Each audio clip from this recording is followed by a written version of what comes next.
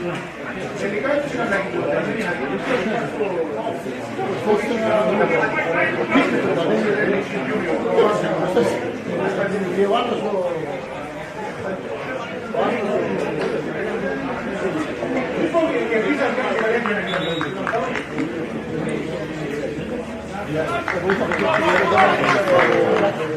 Victoria? Yes. Yeah, I'm commentating. You guys, oh, God. On the other side. Do me a favour, can you just get my bag, the mic's in there? Yeah. It's in a yellow bag. Yeah,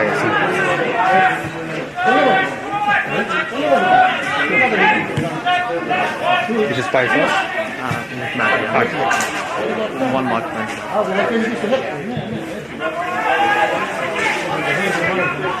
No.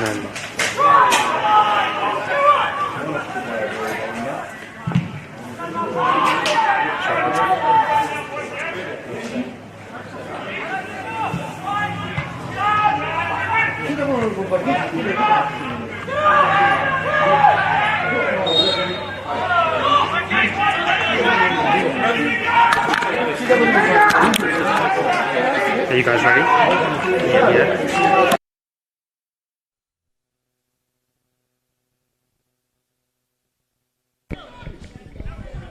Hello and belated welcome to Kingston Heath Soccer Complex, where home side Bentleigh Greens is taking on Dandenong City for this round 11 clash between the two sides here in NPL Victoria. My name is Damir Kulash. I will be joined by Matt Sultana here. We're just a couple of minutes into the contest here with both sides making a cagey start. Dandenong City actually looking quite impressive given the run of results that they've been under, but overall we're expecting I guess you can say a comprehensive Bentleigh Greens victory tonight given the form of both teams. Of course, Bentleigh Greens are back in the top six after Monday night's 4-3 away win against Kingston City. Dandenong City still hover at the bottom of the table after the coaching change last week failed to create an immediate spark given that they lost 5-2 away to Heidelberg United at Olympic Village. Matt Sultana joins me for tonight's call. Matt, what are you expecting from this game? Oh, I'm definitely expecting a better performance from Dandenong City. I think they've got to really curve these heavy defeats and they've really got to try and make themselves a little bit harder to beat. I mean, they are up against one of the better teams in the competition, but Bentleigh Greens do have some changes here tonight, so they don't look as strong here as Valabor Mitrovic nearly just pinches the ball off the Dandenong City there. But yeah, look, I'm expecting a better performance from Dandenong City tonight, and they really need to put one in, I think. Indeed they do. We will go through the starting 11s right now. Bentleigh Greens with Ryan Scott in goals, Charlie Fry, Jack Webster, George Lamberidis, Tyson Holmes, Marko Jankovic, Valentina Uwal, Joshua Mika, Arnold Swev, Velibor Mitrovic and Marios Gerondaris in the starting 11. On the bench they've got Tom Baynard-Smith as the second choice goalkeeper, Evan Fabiados, fresh of his NPL Victoria senior debut on Monday night, William Demanis, I should say. Josh Baresi makes a welcome return from injury on the bench, and Stefanos Gerondaris. For Dandenong City, Carl Kennedy in goals. Iki Jawadi returns to the starting 11, as does Cheyenne Alinajad, Sean Filipovic, Gregory Lombardo, Jaden Unmac, James Kelly, Anthony Polyak, Stipo Andriashovic with his first start of the season, Luke Pilkington, Petar Franic, and on the bench they have Clayton Monacella, Brandon Costa, Liam McCormick, Mark Ocheng and Stephen Topalovic. Now, looking through that Dandenong City side, Matt Sultana, I guess the thing that strikes out is the fact that Dandenong City have 7 players on that team sheet who are ex-Bentleigh Greens players. Do you think that might be perhaps something that will indicate that Dandenong City are much more of a chance than they would be usually, given the fact that they've got a lot of players who I'm sure would love to beat their old club?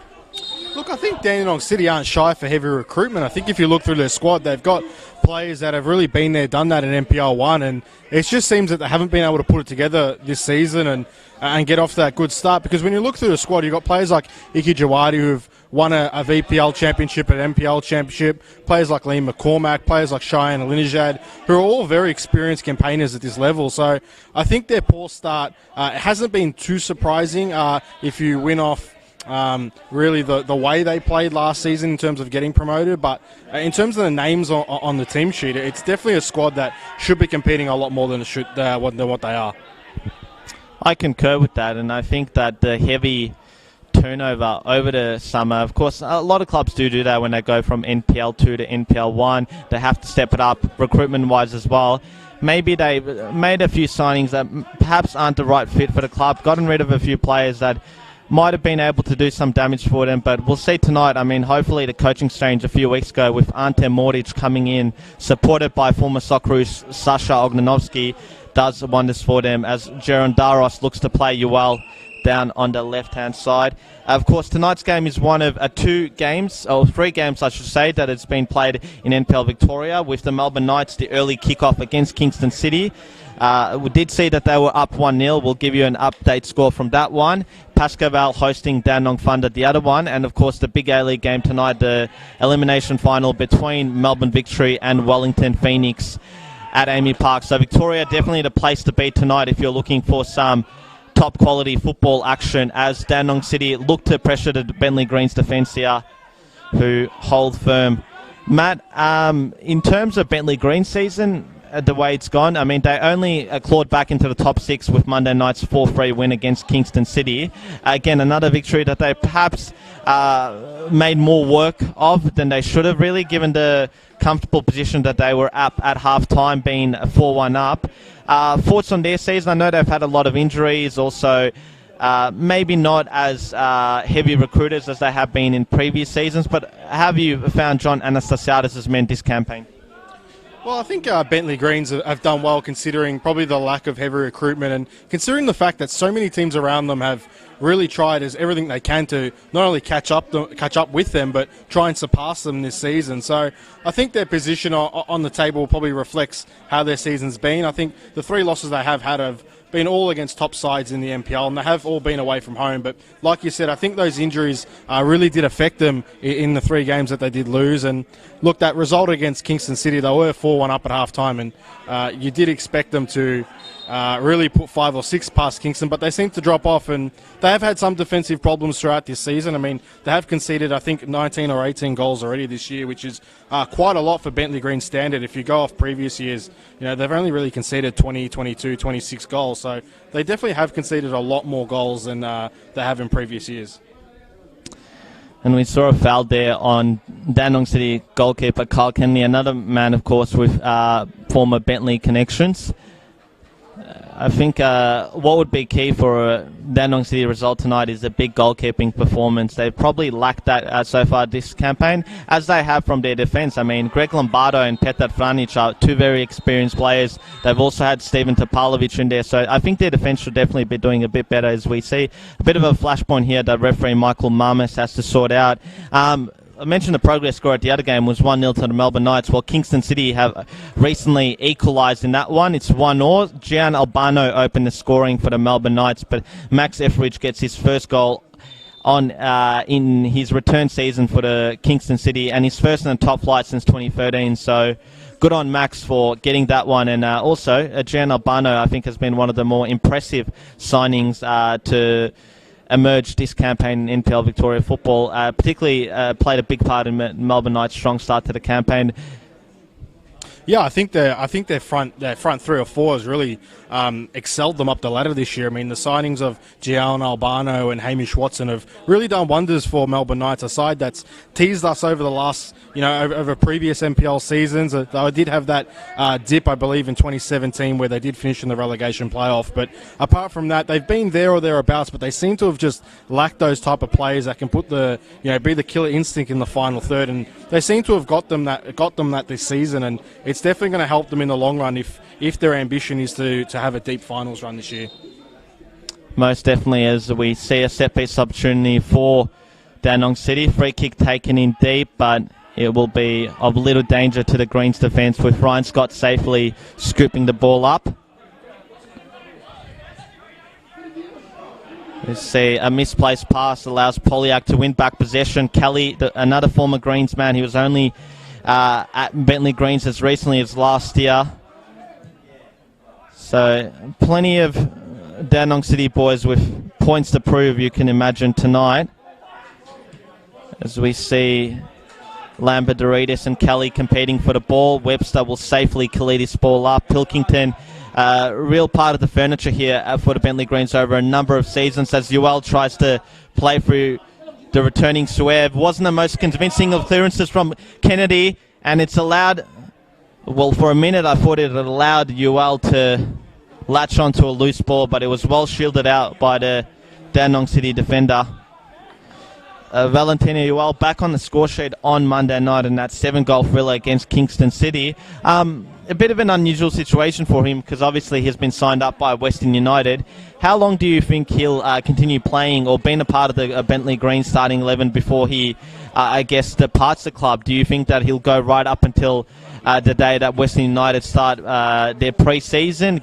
Or do you think that given the nature of how long the A-League off-season is, Matt, do you think that he'll play deep into the NPL Victoria season and get a bit of an extended break before starting pre-season, I guess, a few months out from the A-League season?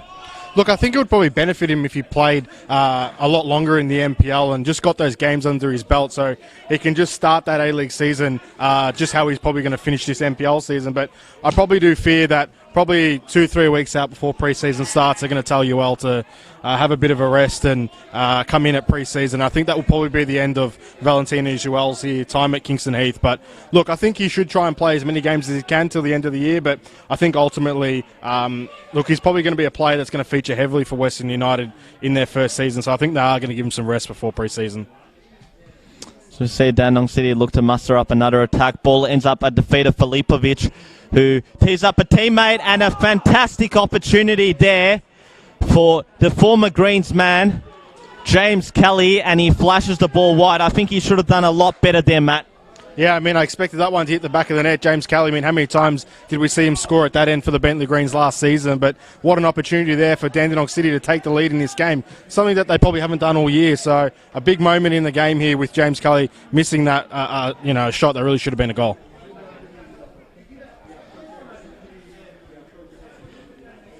Yeah, and of course, James Kelly was more of an impact player last year for the Bentleigh Green, scored a number of goals off the bench. Of course, he was involved in that FA Cup game against Wellington where the Bentleigh Greens caused the cup set.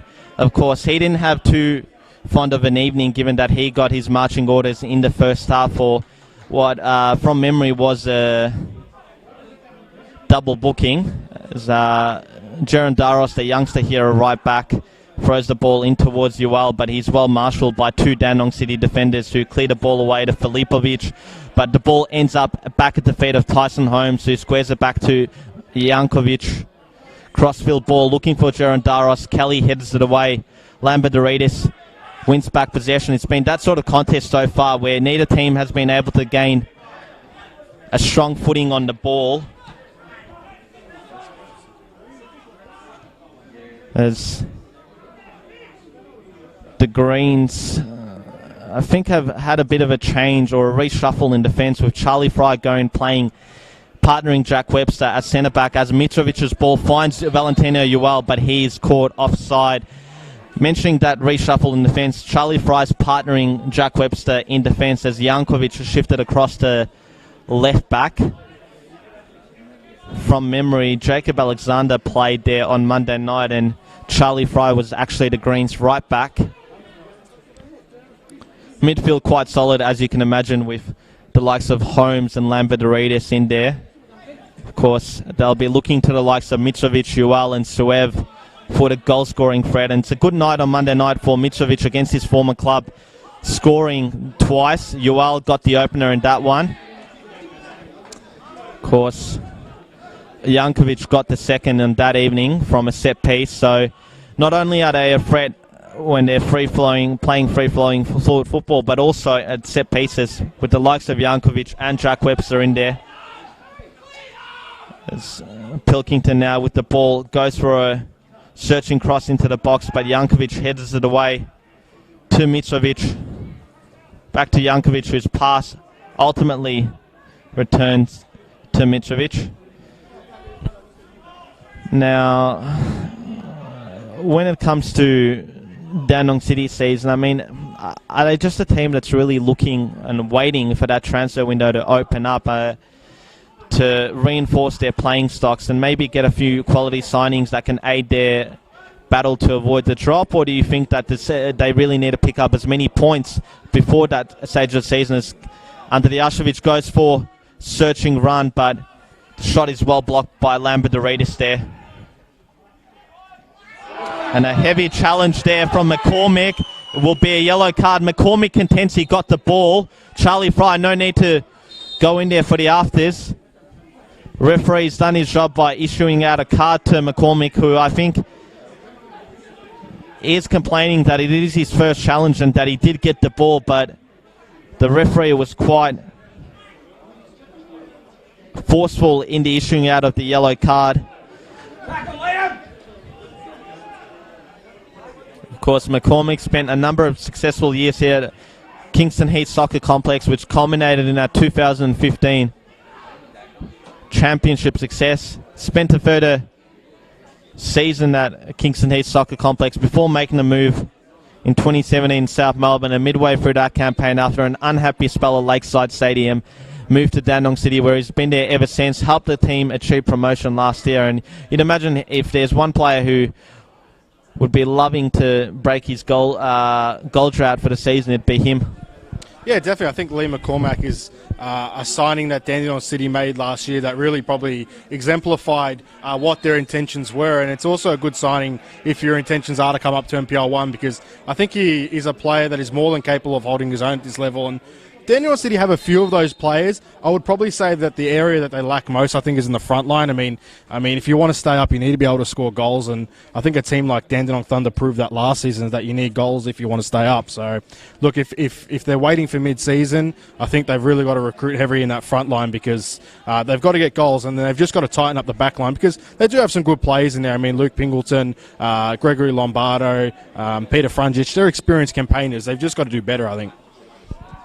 Yeah, I tend to agree with that contention. And, of course, you've also got to say that they've been quite unlucky. I mean, Braden Mann is still injured, their off-season recruit who was banging in goals for fun in NPL Tasmania. Stipo Andrijašević is only making his first start this evening. And while they are delighted to have him back, they've lost Dean Piemonte as Ewell's pass is just overhit there as Tyson Holmes opened himself up. And, of course, there was a bit of transfer activity at Frank Holohan Soccer Complex last week, with the club losing Anthony Fio, who surprisingly popped up on the Kingston City team sheet on Monday night. Of course, players that are 20 and under are able to move outside the transfer window. So Fio, probably a bit of an unhappy start to life at Frank Holohan Soccer Complex. He was, of course, brought to the club by Željko Kuzman, who departed from the club 2 weeks back. And he did make a lively start to life at the Grange Reserve as McCormick's cross looked for Kelly, but it wasn't to be. The Englishman failed to get control of the ball as Holmes plays the ball out from defence. One of the coolest players in possession, Tyson Holmes, the reigning NPL Victoria gold medalist. Of course, fairly consistent player as well, as a sloppy turnover allows Polyak to win the ball back for Dandenong City. And he'll be one-on-one up against Marko Jankovic, a fellow Queenslander here. He slaloms past Jankovic. He goes for the shot, and Ryan Scott had to be at his acrobatic best to divert that ball away for a corner kick. Yeah, Anthony Polyak did really, really well there. Definitely a player that is one to watch for Dandenong City. That hat-trick against Green Gully really helped them get that first win of the season for Dandenong City. And you just see there, although he's a young player, he's definitely got quality, but obviously Ryan Scott matched in there for that effort. And Ryan Scott was one player for the Bentleigh Greens who's just been immense this season as Dandenong City have a corner here. Of course, Polyak, I'm going to say, probably been the best of the new signings for Dandenong City as a low as corner gets swung in, but safely cleared by the Greens, who look to Ewell to launch a sweeping counter-attack. And he's got a teammate in support here, but he looks to take on his markers there from Dandenong City. It was a 3-on-1 situation. I think he was best placed to look for the run of what looked to be Suev, or might have actually been Mika. Mitrovic was the man out here on the far side. Might have been a bit of a difficult ball to find, as Dandenong City looked to play in Polyak again. Of course, got an assist last week, Anthony Polyak. I think he's due a goal. He'd be looking for tonight as a good opportunity to get one. One thing you've got to say about Dandenong City as well, maybe they've been defensively, they definitely have been quite sloppy defensively. Up front, despite the lack of a goal-scoring threat, they've certainly scored goals. It's more so that they've been quite leaky up in defence, and it's quite surprising given the fact that Lombardo, Vranic and Topalovic are all experienced players. Yeah, well, I mean, I think they've conceded somewhere near 29 goals or 26 goals, including the cup. And the header flashes just wide from Andrijašević there. It was a fantastic ball into the area. And time stood still for a second there as Andrijašević got his head onto the ball, but just didn't have enough accuracy and also probably lacked the power to really challenge Ryan Scott if it had gone on target, although the Bentleigh Greens goalkeeper was caught flat-footed there. Yeah, definitely. Bentleigh Greens really caught on the back foot again in this game. It's very interesting. Dandenong City are doing a really good job at just containing Bentleigh Greens, making them play side to side here and forcing them to try and play it through their fullbacks, which is definitely something probably where Bentleigh aren't too comfortable with. They definitely probably want to play through their midfielders a lot more, but they're kind of just sitting in this flat 4-3-3, and then they're picking their moments to press on fullbacks, and it's working a treat for Dandenong City here early in this game, and they're definitely having a lot of success. Yeah, it's a very encouraging start from Dandy City, and we see a bit of a flashpoint there between Webster and Andrijašević. Dandenong City captain Sean Filipovic going in there and just telling Michael Marmus that there might have been a flick out from Webster there that might be worth a word, maybe even a bit more by the referee, but seems like he didn't see the referee. And it's another good set-piece opportunity for the Bentleigh Greens with McCormick to take this one again. The curling in swinger finds the back of it. Dandenong City head, and ultimately it was Pilkington with the opportunity, just flashed wide of goal, but he was in an offside position, so it wouldn't have counted anyway.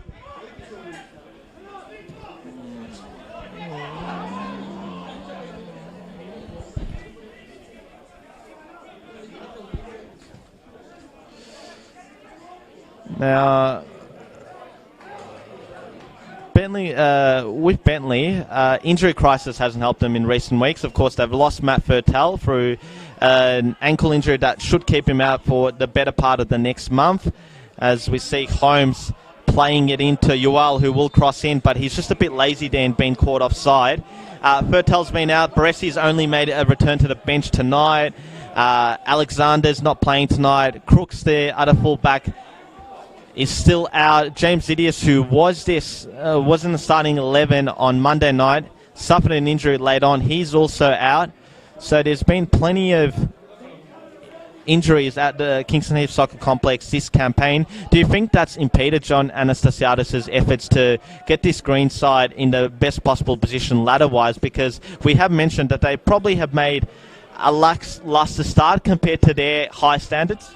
Yeah, definitely. And those injuries, they just haven't been to squad players. They've probably been to key players. They've been to starting 11 players for the Bentleigh Greens. So, look, I think you can call it a bit of an injury crisis because, and those injuries have come at the worst time because they all came when they had to play Heidelberg, the Altona Magics, the Melbourne Knights. So, look, these injuries probably haven't helped the Bentleigh Greens, and it's been definitely a slower start from their standards. And really, they've had a slow start here tonight.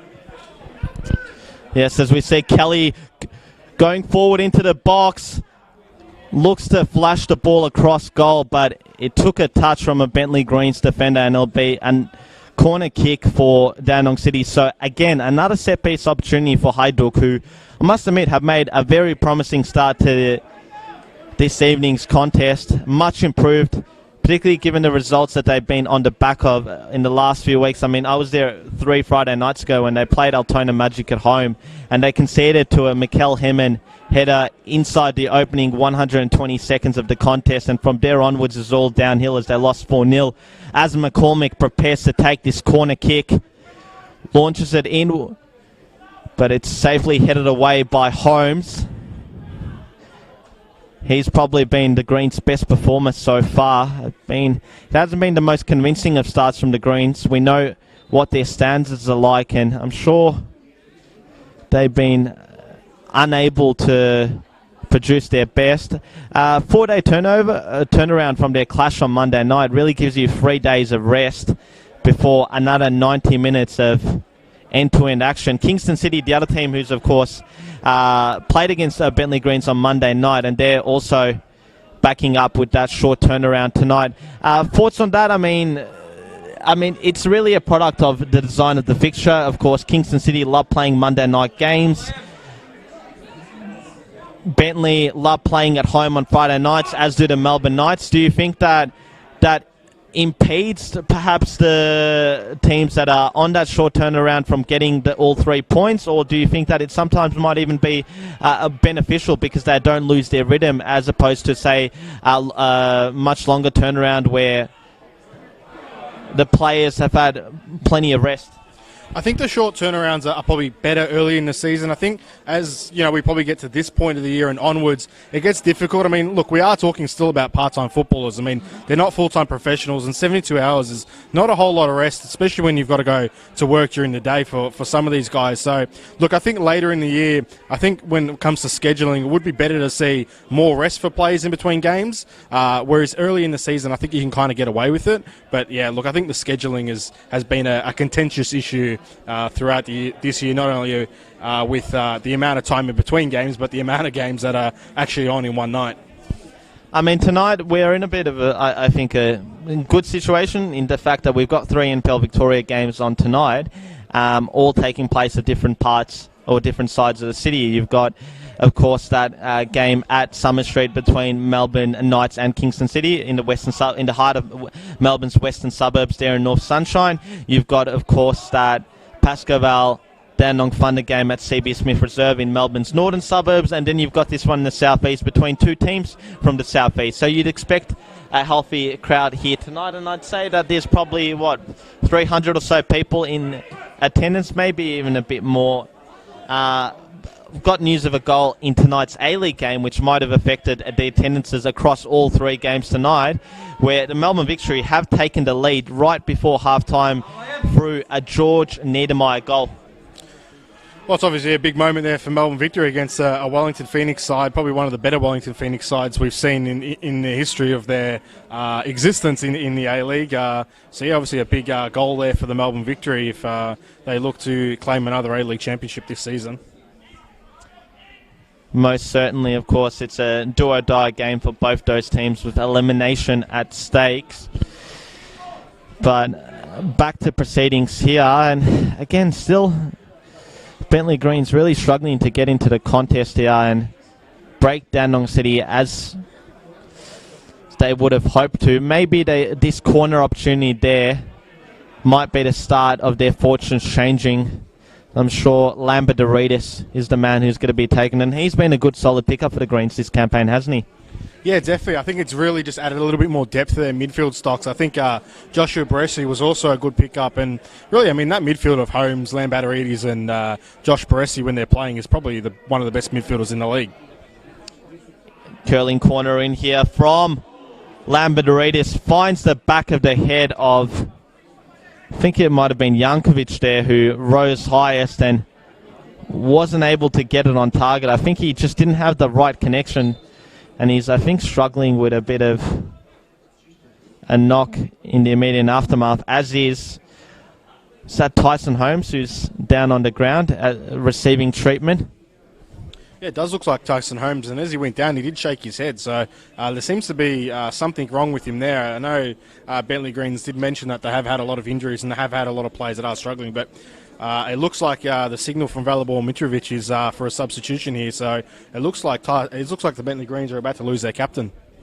And not to be corrected, but I think that's Stefanos Gerondados who's about to come onto the field of play. Of course, his brother Marios is the Bentleigh Greens starting right back, so it's definitely a family affair for those two.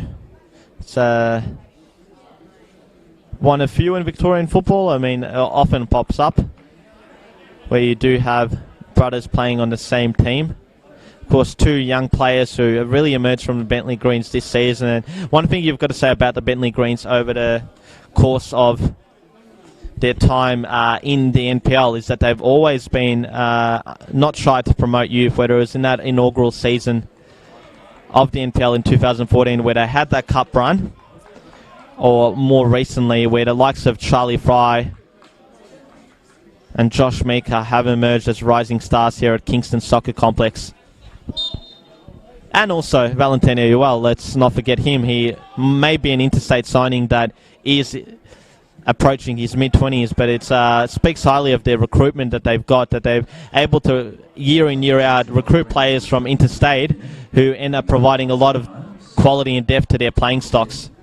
Yeah, definitely. Another player I think you forgot to mention there is James Exidius, who was, I think, let go by the Melbourne Victory playing NPL2 football, and then all of a sudden he makes his step up and he's playing every week last year for the Bentleigh Greens, arguably one of the best teams in the NPL era. So, look, John Anastasiadis isn't shy of giving young players a go, and it's something you don't see a lot from top teams in world football, but it's definitely something that John Anastasiadis has done here in his time at the Bentleigh Greens. I remember him originally giving a chance to a bit of a VPL legend in Ryan DeVries, a young Ryan DeVries at the time, many, many years ago, who's now, I believe, playing in J-League 2. So, yeah, look, Anastasiadis has a good track record of playing youth, and hopefully he can take that across to Western United. Most definitely, and I think another name we forgot to mention there was Ryan Scott, who is still quite young, particularly for a goalkeeper. Of course, in that first year of the NPL day, the likes of Christian Carvalho, Luke Gallo really emerged out of nowhere and made a mark in senior football. And of course, Carvalho, if the rumour mill is correct, is going to be on trial at the Central Coast Mariners. Of course, his younger brother, Josh Carvalho, who is, of course, a part of the Melbourne City youth setup, is one of Western United's inaugural signings.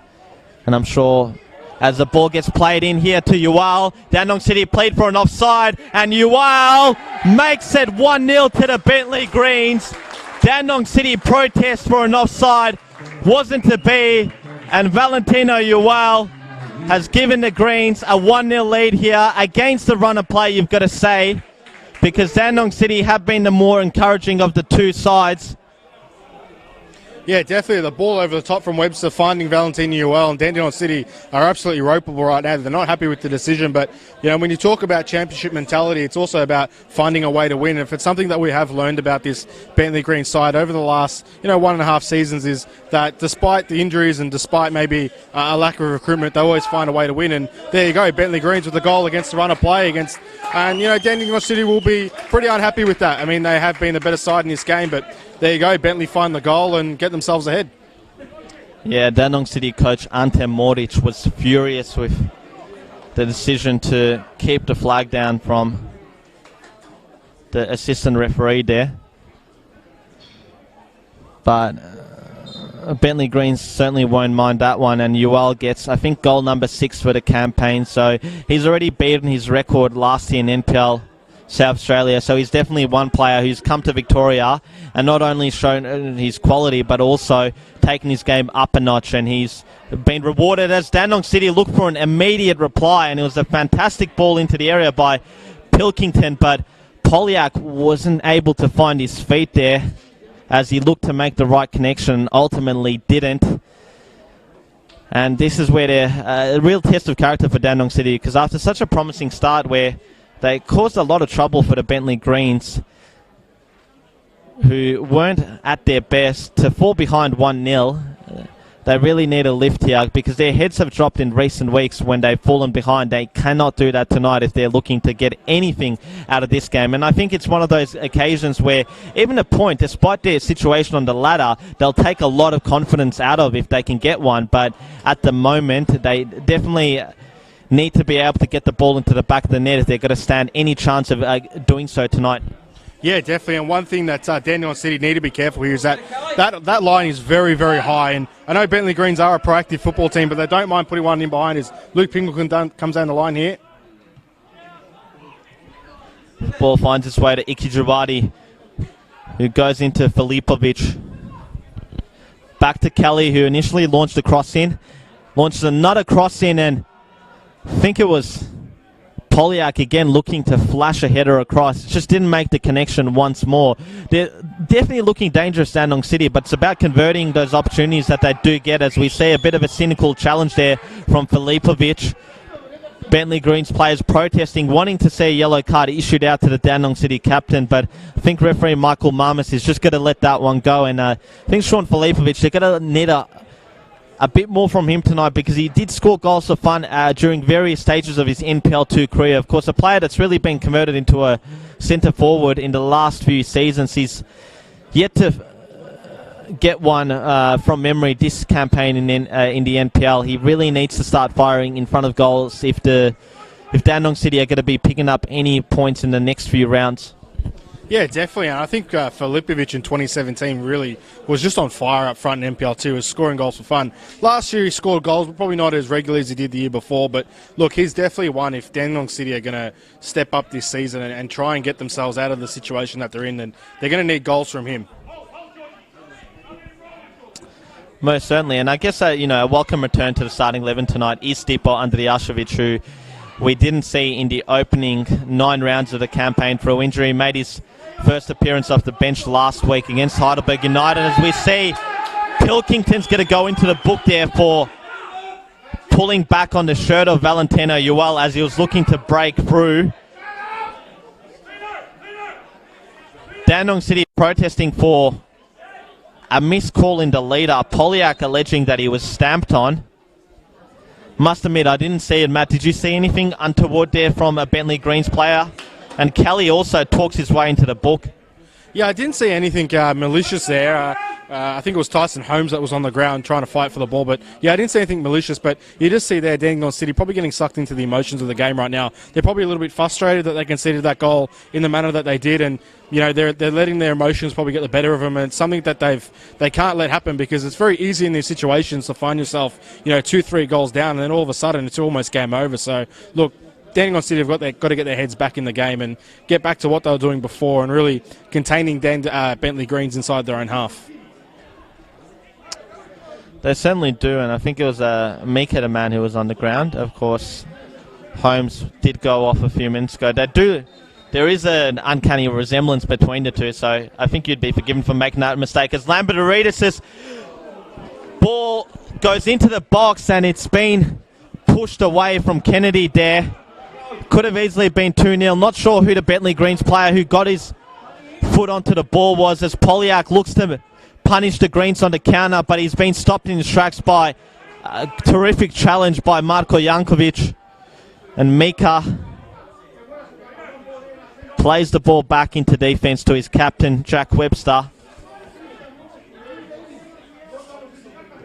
Trying to see, I think, Holmes has gone off, hasn't he? That's Josh Mika who's filled his possession in there, as Gerondaros Stefanos has taken a position further forward, and his cross, I think it was actually Suev's cross there that looked to find a man, but wasn't to be.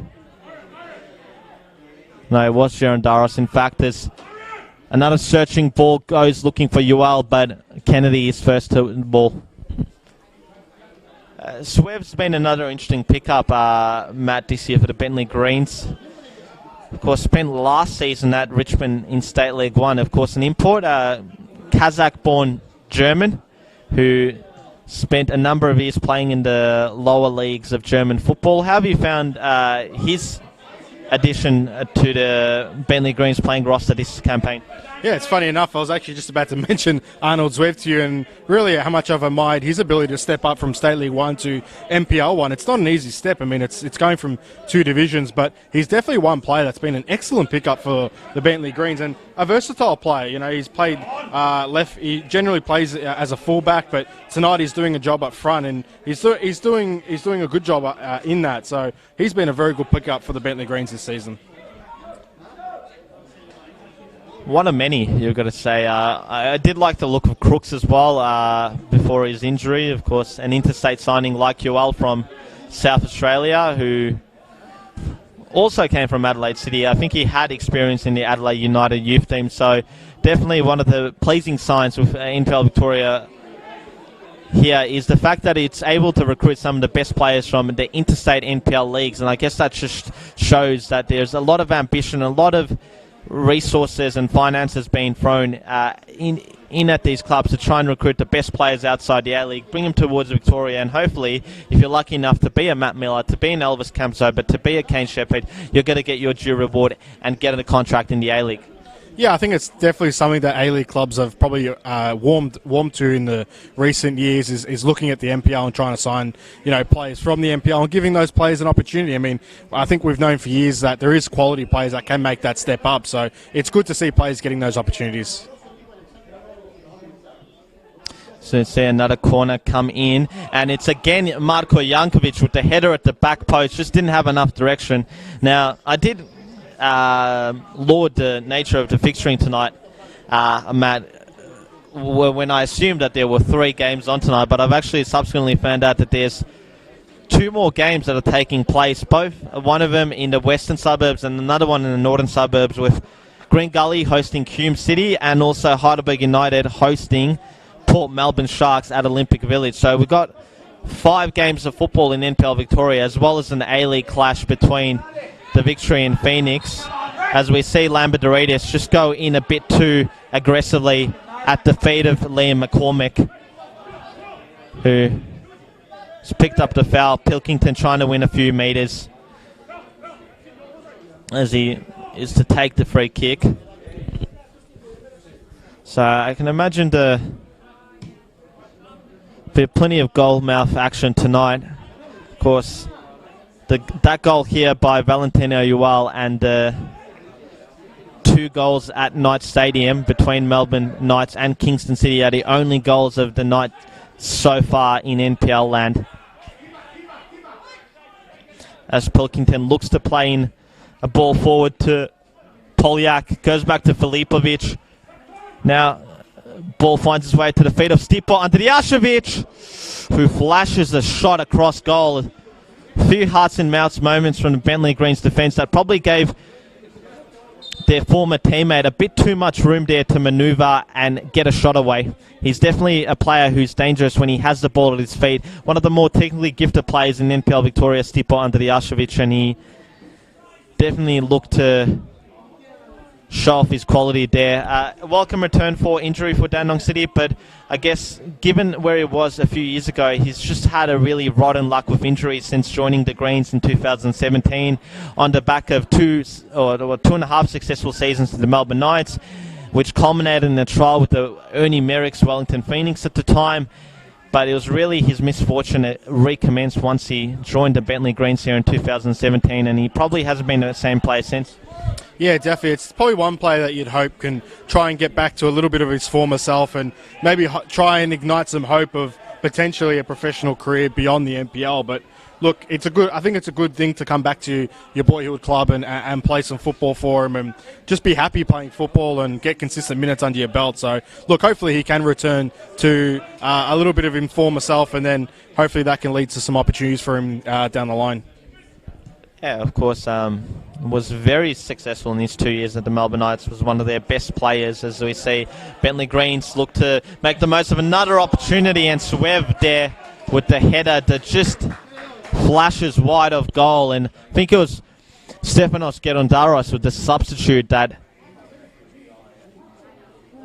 got himself first to the ball and launched in that dangerous cross into the area.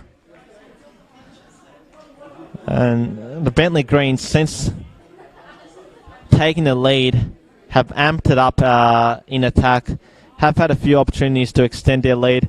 Dandenong City themselves have had a couple of opportunities at goal, but again, they're struggling to get the right connection as Kelly breaks away here. Tries to find Jawadi in the centre of midfield, but isn't able to do so, and Velibor Mitrovic's searching ball, can't find a teammate who I think might have been Gerondaros, who thought he was offside, so he held his run. See, a heavy challenge there from Filipovic, but no free kick is called, much to the dismay of a few Bentleigh Greens players near the ball. So you see the Greens go long again in search of Ual to run onto it, but Pilkington safely heads it back to its goalkeeper, Kennedy. who did lose his place in the starting 11 a few weeks back. I'm not sure if it was through injury or through form, but Alex Connell did get a couple of games under his belt against the Oakley Cannons and Altona Magic, both home fixtures. He's not on the bench tonight, so maybe Connell himself has suffered an injury. We've played him on Monticello, the young goalkeeper's deputy, as Andrijašević has the ball here inside the area. Looks to create something out of the very limited room that he has, and he's been fouled there by Gerondaros, has he? Has the referee pointed to the spot, or is he going to book Andrijašević for a yellow card? Well, I think there was a bit of contact there on Andrijašević. Whether he looked to make the most of it by going down, I'm not too sure about. So I think you're watching the replays here, Matt. You'll be able to tell us. Thoughts? It's a difficult angle to see, but it did look like he may have made some contact. The youngster there with Stipo there, and Stipo did go down, but look, tough angle to make a review on. But look, that's a fair shout for the Dandenong City. I think they'll be a little bit feeling a little bit hard done by there. Look, from the angle that I saw, it probably looked like a penalty to me. Yeah, initial reaction when the whistle blew was that referee Michael Marmis was going to award a penalty there, and the Greens players came out protesting. I think they were expecting the same before Andrijašević got booked for simulation. If that was the case, never good to really see, but I guess if there was contact there, I guess Dandenong City would be saying that it's quite synonymous with the luck that they've had this season, that it doesn't go their way. It's one of those things when you're down in your luck, last on the ladder, you hope those types of calls go for you, but it wasn't the case there. And we're into the first minute of 3 added time. The half has really flown by here.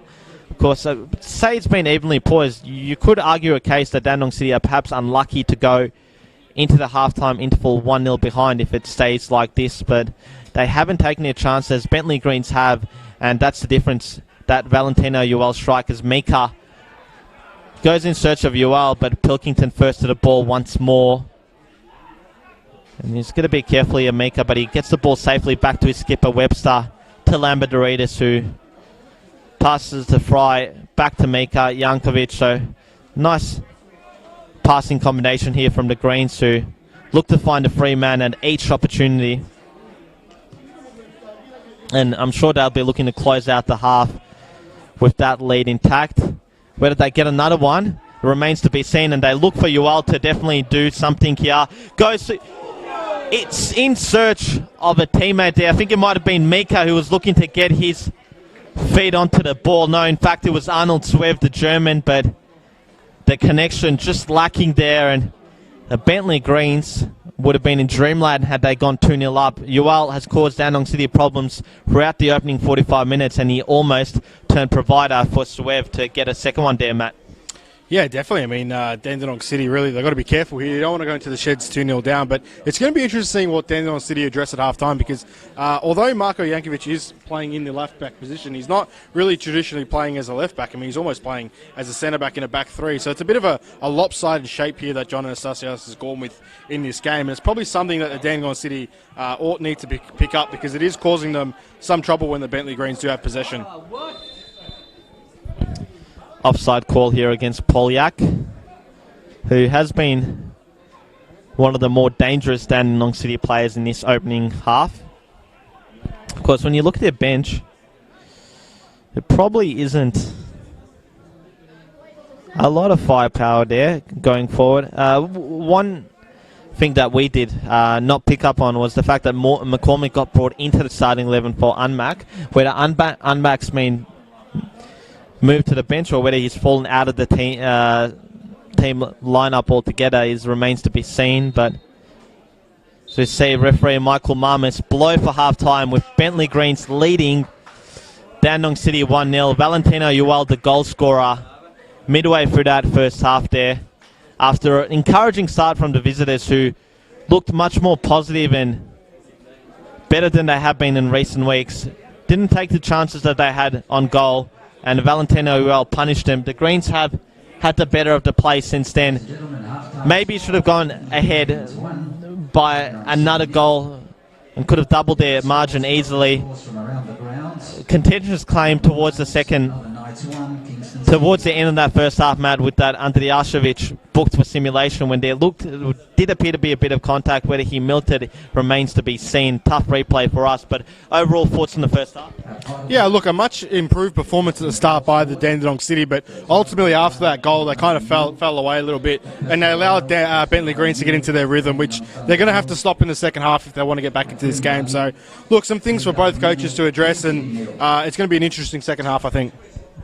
Yes, and we'll take a short break here. Again, apologies for the late start. We're only a couple of minutes into the contest when the commentary got underway, but overall we're going to go off here for a short break, and we'll see you on the other end of the halftime break.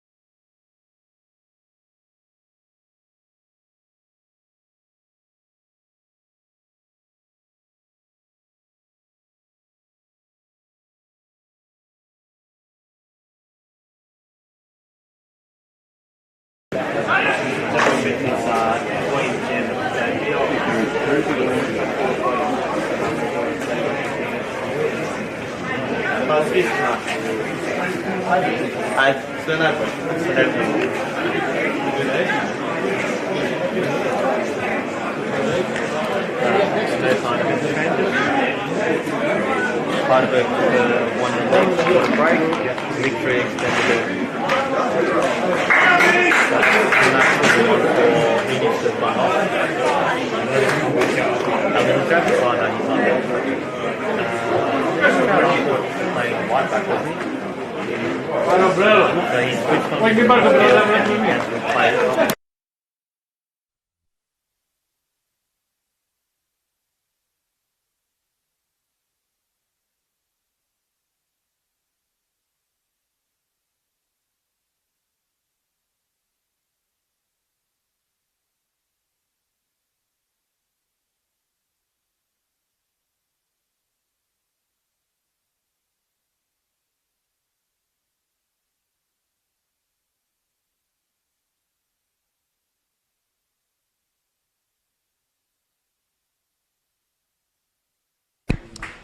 Welcome back here to Kingston Heath Soccer Complex for the second half of this Round 11 NPL Victoria clash between the Bentleigh Greens and Dandenong Thunder. My name is Damir Kulash and I'm joined here tonight with Matt Sultana. Of course, the Bentleigh Greens lead 1-0 going into this second half thanks to a first half goal from Valentino Uwal. Matt, we have had a change during this halftime interval with Stipo Andrijašević, fresh from his first start of the campaign, and from that yellow card towards the end of the first half for simulation in the box. He's been replaced by Jaden Unmack, who originally was named in the starting 11, only to be replaced by Liam McCormick at the last minute. Yeah, and that's a blow for the Dandenong City. Obviously, we're unsure of the circumstances of why he's come off, but look, that's it's one of their better players, and he was definitely one of the more lively players for the Dandy City in the first half. That's a big blow for Dandenong City, especially if it is another injury for Stipo. And around the ground scores here, we're into the final 15 minutes of that early kickoff at Summer Street between Melbourne Knights and Kingston City. It's still 1-1. But the visitors are down to 10 men, with Nathan Tidmarsh receiving a 65th minute red card. Both Heidelberg United and Green Gully have taken 1-0 leads just before the break in the 41st minute as Kelly looks to cross the ball in. Webster heads it away and Dandenong City look to mount another attacking opportunity here. Going back to those progress scores, Heidelberg 1-0 up against Port Melbourne thanks to a 41st minute goal, and Green Gully 1-0 up against Hume City thanks to a 41st minute goal as the rain pours here at Kingston Heath Soccer Complex. Certainly a lot of people looking for cover as the conditions alter here in this second half. Will that benefit the home team or away team? It remains to be seen, but definitely losing Andrijašević at the break for Dandenong City means that they've lost a goal-scoring presence up front and a player that can really cause a bit of damage.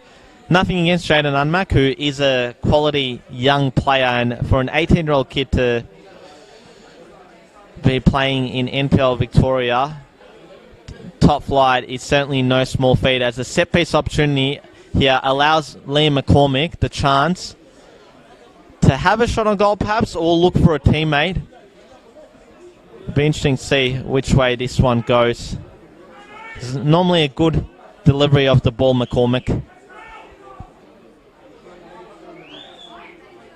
As we await the referee to blow the whistle. McCormick to take. Ball goes searching in, and it's Kelly's header that loops over the bar. Didn't have the direction there to trouble Ryan Scott and the Bentleigh Greens. And it's really been the story of Dandenong City United, because they've gotten themselves in promising opportunities, particularly from set pieces, but they just haven't been able to test the Bentleigh Greens custodian. And Kelly was guilty of a gilt-edged opportunity there in the first half, where he at least should have gotten the ball on target, if not scored a goal, when he flashed the ball wide of goal early on. Yeah, and I think it's going to be one of those misses that, we may be coming back at the end of this game and saying, what if? I mean, Kelly really should have hit the target because he had Ryan Scott beat. So, look, it's probably one of those misses that I think is going to come back and rue this Dandenong City side if they are unable to get themselves a goal here in this second half. So you see Javadi cross the ball in, Webster heads it away, and Mitrovic clears the ball out of danger. It's going to be picked up here by Mika, who goes towards Yuval. Back to Gerondaros, but it's sloppy giveaway in possession, and thought for a minute Dandenong City was going to get a free kick there for a foul on McCormick, but it's actually gone the other way around, and McCormick's the one who's fouled Mitrovic. I think if the Greens are going to double the advantage anytime soon, I think they'll be looking for the likes of Yuval and Mitrovic to really fire in front of goal, although Swev did come close towards the end of that half when Yuval's ball looked to have found him, and it was only really the connection that was missing there because he seemed to have Kennedy caught in no man's land. But it's been one of those games where probably the end product really has been missing, lacking in both sides. Bentleigh Greens, of course, made the most of an opportunity that they had when they released Yuval, and the Western United bound attacker made no mistake to net his 6th goal this season.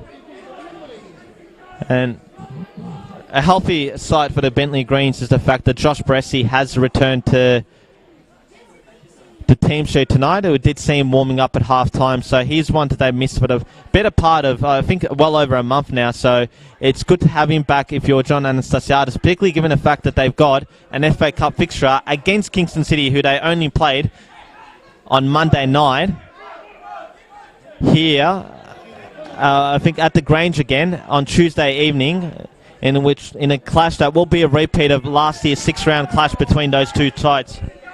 Yeah, definitely. I mean, those two sides have had quite a few battles really over the last couple of seasons, and I'm sure Kingston City will be looking to kind of get their revenge after nearly pinching a point against the Bentleigh Greens on Monday night. But obviously some inclusions possibly for John Anastasiadis' men will help in that fixture, and I'm sure JA will be happy if Josh Bressie can start in that game.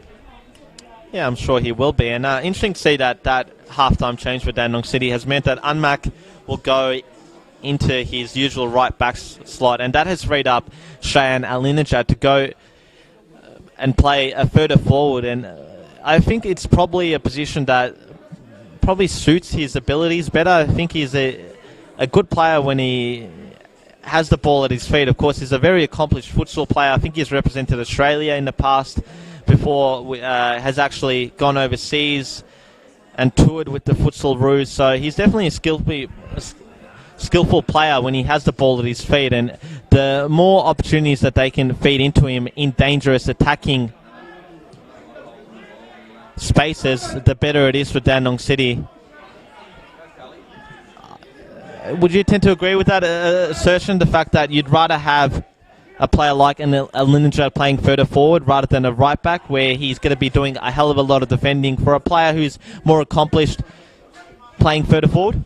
Yeah, I think it's definitely one of these type of, as Alinejad comes forward, yeah, it's definitely one of these type of situations where you probably want to try and not be too conservative and allow those more attacking players like Alinejad, a player that probably can create something, a point of difference in the final third. You want them playing further up the field. You don't want to have to hold them back, especially playing them in your back line, because maybe you feel that your back line isn't able to hold or withhold at this level. So, look, I think it's a positive change for Dandenong City, although it has resulted in losing Stippo. But, look, I think Alinejad is somebody that needs to play a lot further forward for the Dandenong City as they go forward this year.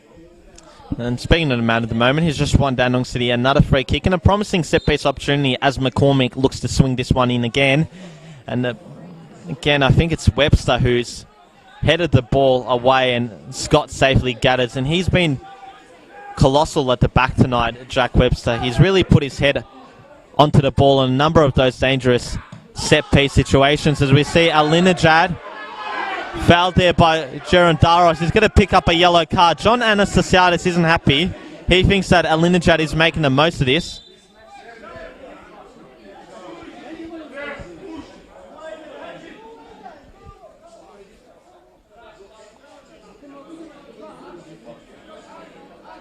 So we see Filipovic having a few words with the referee, maybe asking Michael Marmis whether the colour of the card should have been a different one. But I've got to say, at worst, that's a yellow card. I think just went in a bit late. Maybe a bit of youthful exuberance from Gerondaris. Yeah, I don't think there was anything malicious in the tackle. I just think it was just an awkward tackle, and I think Alinejad's kind of wrapped his leg around Gerondaris there. And look, I think he might be in a bit of pain here because he definitely wrapped his leg around him. I mean, I don't think Gerondaris followed through with his tackle. It was just an awkward situation. And look, it's good to see Alinejad getting up here, but he definitely did look in some discomfort before. Yeah, and getting a few boos, I think, a bit undeservedly, given the fact that he looks to be genuinely hurt. They do have Mark Otching on the bench, who is, you're going to say, a like-for-like replacement for him, given the fact that Otching, a bit like Alinejad, can play in that right-back role, but I guess his talents are probably best suited to playing further up the field. Yeah, definitely. I think Dandenong City have a whole heap of players that definitely have their strengths in certain parts of the area. But I think one thing they have lacked is just being able to find a starting 11 and find everyone's position within their team. I mean, there's just been so much movement of players around. I mean, players playing out of position, players playing in position, but with players also playing out of position. So look, they've just got to settle on a starting 11, I think. I think Otching has definitely been a disappointment in terms of signings. As we see, a fellow South Australian, Yuval, look to make something there, but Pilkington defends well, and Polyak is the man who's just been fouled here by his opponent. It's another free kick for Dandenong City. I think Alinejad looks like he's brushed off that injury scare from that challenge that we saw a couple of minutes ago that resulted in Stefanos Gerondaris getting a yellow card. I think he was the first Greens player to go into the book tonight. I think there was another one. There was one early on. I'm just struggling to remember who it was.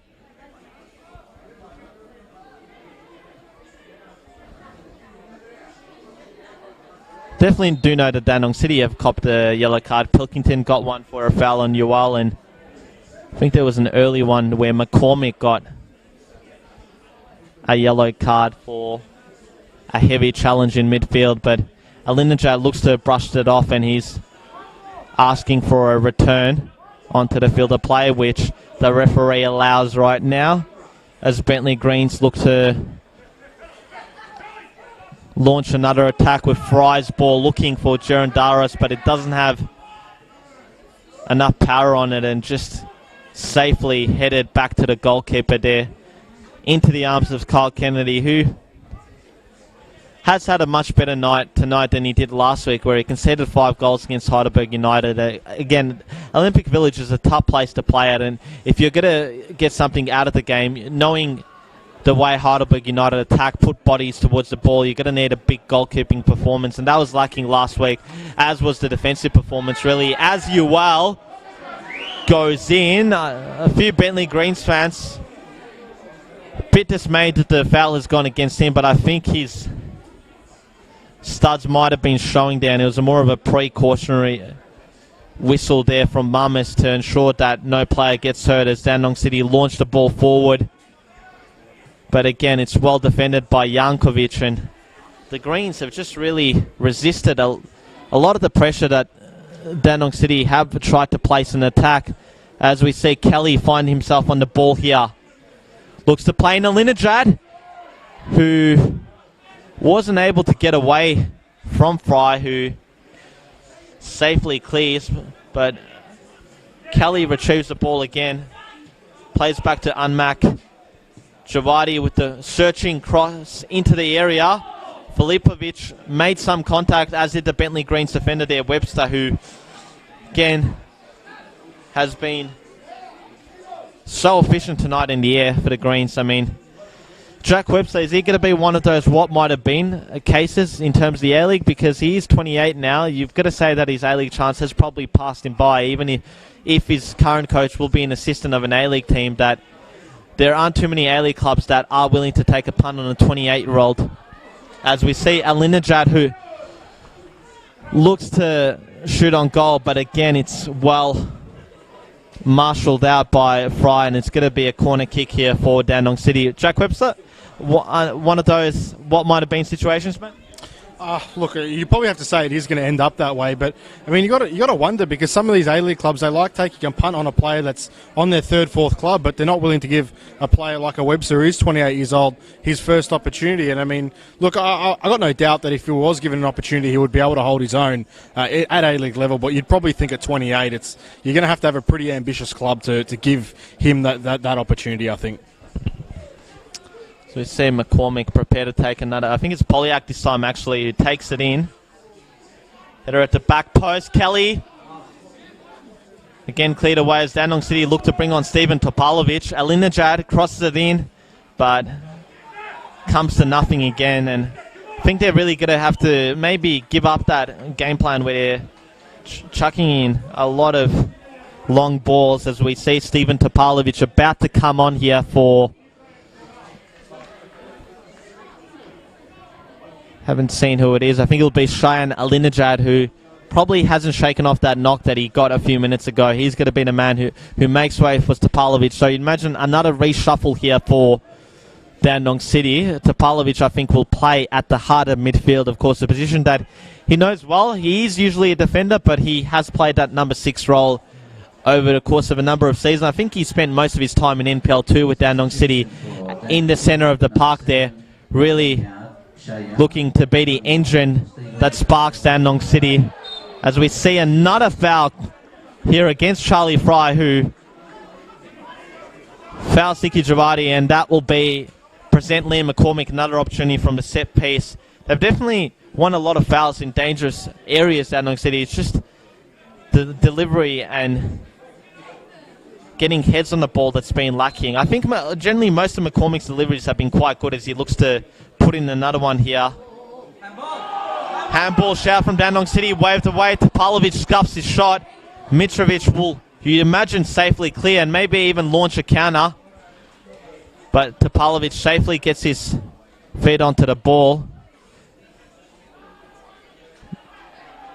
Mika looked to have launched their attack, but Sweb was dispossessed.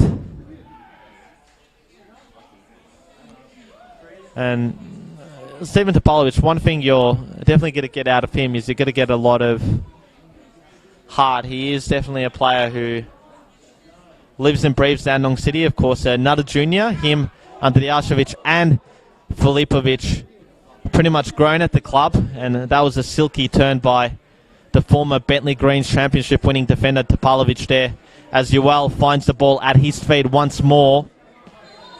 And it's going to be a foul here called against Yoel. Marmus tried to play an advantage, but it wasn't to be. And I mean, that change, is it going to spark some life into Dandenong City, or given the fact that it's not the most offensive of changes, do you think it's going to be more of the same?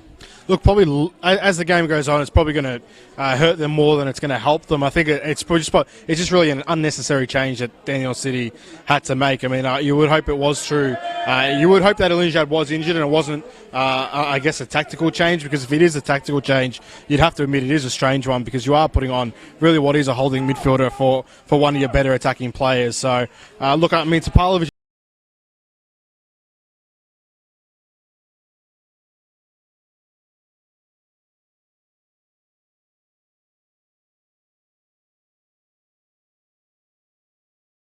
at some point, because otherwise we're going to have a situation, deja vu, where they're going to have all the play and Bentleigh Greens are going to pinch one on the counter. As they look for another avenue in goal here, with Kelly cutting into the area, plays the ball back, safely cleared away by Lambidoritis. Progress scored in the A-League. Wellington did get one back through Roy Krishna, but Victory have consolidated their 2-goal lead through Toivonen with 10 minutes to go in that one. So it's really now or never for the Wellington Phoenix if they want to keep their season alive in the NPL. That game at Summer Street still 1-0 deep into injury time, as the Knights search for a winner against 10-man Kingston. All other scores as they were. Pascoe Dandenong Thunder, that one at CB Smith Reserve. Deadlock yet to be broken in the 58th minute. 54 minutes gone between Heidelberg United and Port Melbourne. Still 1-0 for the Burgers. and Gully lead 1-0 at half-time against Hume City, and we have confirmation that the goal scorer was Daniel Jones, the veteran centre-back. So, good result so far for Green Gully, who have had quite a good season so far. As Polyak looks to strike on goal, but didn't have the right direction. And it's been the story of Dandenong City's night. A lot of good bits around the box, but the lack of the cutting edge that has really cost them. And it's still one goal in it. They're one goal behind against the depleted Bentleigh Greens, who have another man on the ground. It looks to be Charlie Fry now. So if he was to go off, you'd imagine that he'll lead to another reshuffle with Jankovic perhaps going into the heart of defence alongside Webster, which was where he played on Monday night. Certainly a lot of bodies going down through injury. I mean, it is that time of the season, approaching that time of the season where the pitches do get wetter, a lot of challenges going in, a lot colder, a lot of soft tissue and muscle injuries that without the right rehab can keep on reoccurring and relapsing. But overall, you've got to say, the fact that they're inside the top six, and if the result stands tonight, they'll consolidate that with their place and go back into the top four. You've got to say that John Anastasiadis' men have weathered this injury crisis quite well. Yeah, definitely. I mean, they really, besides the games that they have lost, it really hasn't hindered their ability to compete and to win games. I mean, if you just look at the sheer number of injuries that they've had to starting 11 players, you would think this is a really depleted Bentleigh Green squad, probably the most depleted Bentleigh Green squad we've seen in Jan Anastasiadis' tenure here. But he's done well with the players that he's brought up to manage that and somehow continue to find results as they are here tonight. Yeah, and we've got a full-time update from that Melbourne Knights Kingston City game, and it ends all even. So, given the context of the game, you've got to say that's a positive result for Kingston City, given that they spent the last 25 minutes of that game with 10 men. And it's a start for them to perhaps claw up the ladder as Kelly runs out of room there. A few Dandenong City supporters on that side of the ground thought the referee should have given him a free kick there, but it wasn't to be. Not sure if the foul continued on into the box. I think that Kelly just ran out of room, and the Greens are preparing to welcome back Josh Bressie onto the field of play. He's the man who's going to be coming on shortly as full official Garth Silva reshuffles the board. Sorry, I should say Garth D. Silva, who makes up tonight's refereeing team.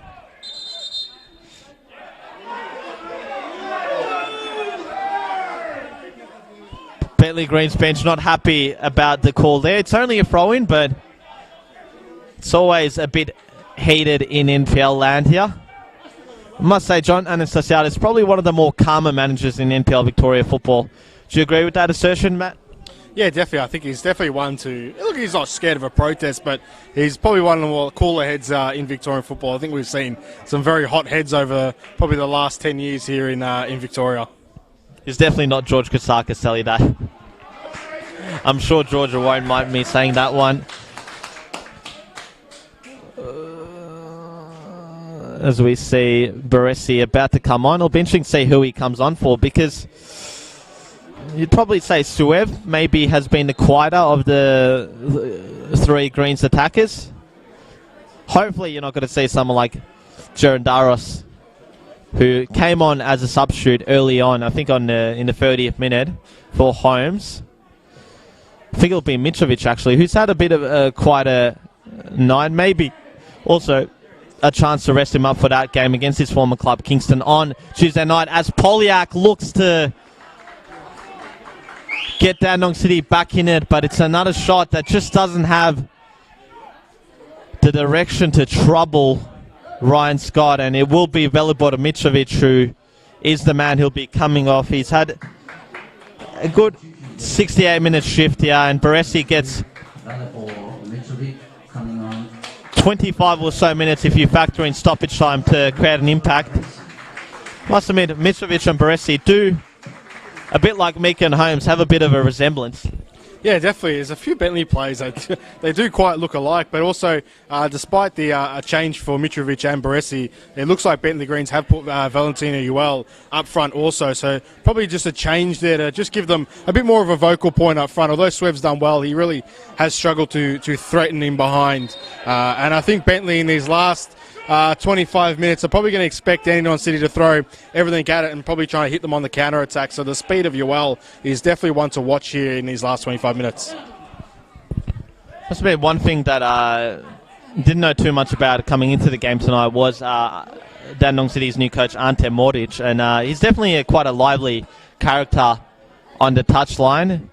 Definitely quite active in his remonstrations and not one to shy away from showing his displeasure to some refereeing decisions or to call for opposition players to be given a yellow card for purported time wasting, as we see Unmac go 1v1 against Jankovic there, both number 14, as we see another change being lined up. Or no, it won't be, it's just a fourth official who's resetting the board. Now, the longer this game goes on and stays the same, you've got to say the longer that Dandenong City have hope for that they can get something out of this game, because while they haven't really troubled Scott this half, again, they're only one goal behind. Yeah, definitely. As long as they're in the game, they're going to have hope.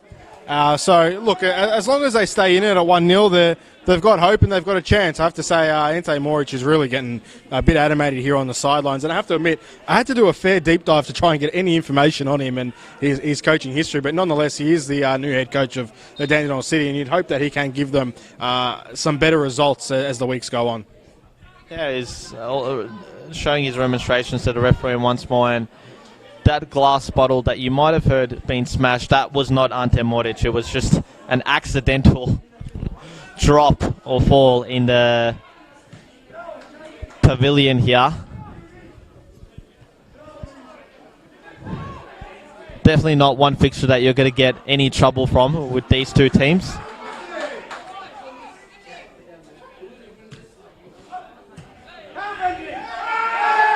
And we see Uel being manhandled there by Lombardo. Bentleigh bench won a card for preventing a promising attacking opportunity. Moric, the Dandenong City coach, isn't having any of it. He thinks that there wasn't much contact there and that Uel has perhaps milked and made the most of it.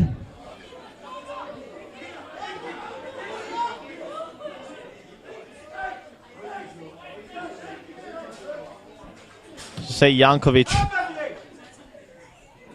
launch the ball upfield. Baresi's one out here, and Baresi almost gets a second. It's well saved by Kyle Kennedy, but the ball's back at the feet at the substitute. Bit of contact there, not enough to win a penalty. Well defended by Dandenong City in the end. As we see Topalovic clean his man, that's very cynical. He claims he won the ball, but I think he got the ball second after initially cleaning up his man. Referee Marmis goes to check to see the physical condition of the Bentleigh Greens player, who's definitely hurting.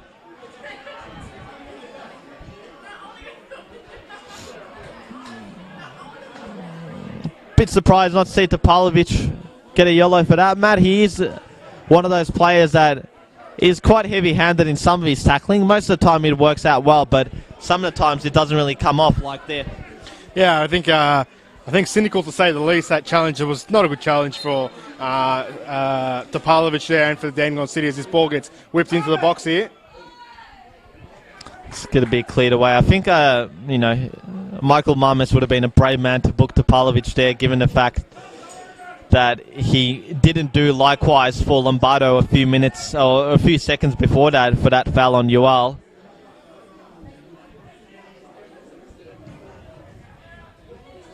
Sure. Ante Moric would have been quite displeased with a yellow there if that had been the case, but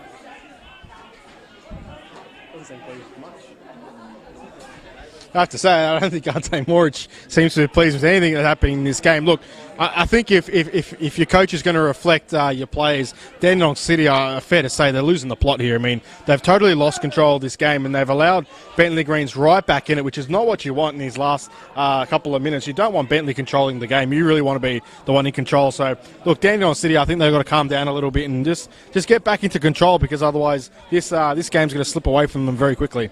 And maybe that Kennedy save can be a bit of a turning point for him, because they could have so easily gone behind 2-0 with Bresci doing so well to get himself into that position. But again, a lot of question marks must be asked about why he was, placed in that position. Surely the defending needs to be a bit better there. But, it's one of those things that can spring a team on to actually get an equaliser and change the course of events in this contest, because while they've struggled to really test Ryan Scott out, they should take heart. And what I said a few minutes ago, the longer this game stays 1-0, the longer Dandenong City have a chance to get something out of this game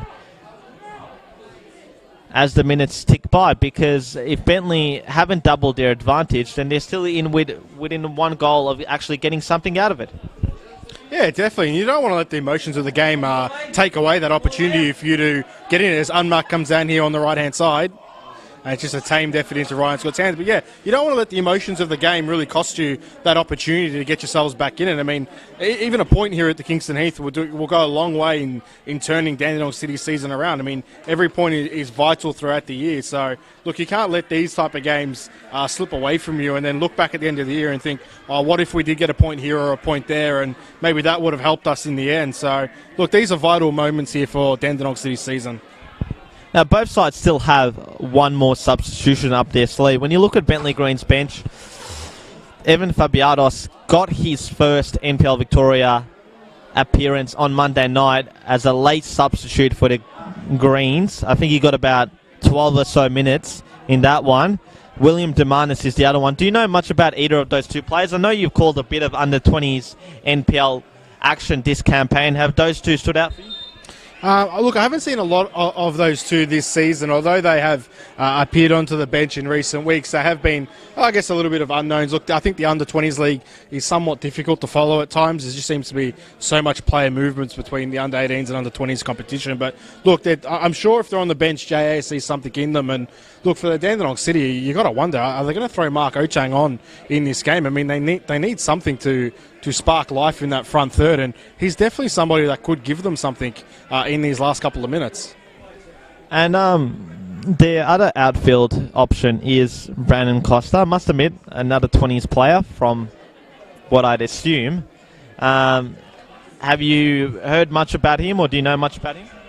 No, I don't know. I don't know too much about him. I mean, Dandenong City, I think their under-20s have gone through quite a lot of changes since coming up from the NPL 2 competition. But I have to admit, Jaden Unmark is probably the only under-20s player I really know for the Dandenong City. There seems to be some sort of incident going onto the ground as a Dandenong City player has brought the stretcher onto the field. I mean, this is really turning into a bit of a debacle here.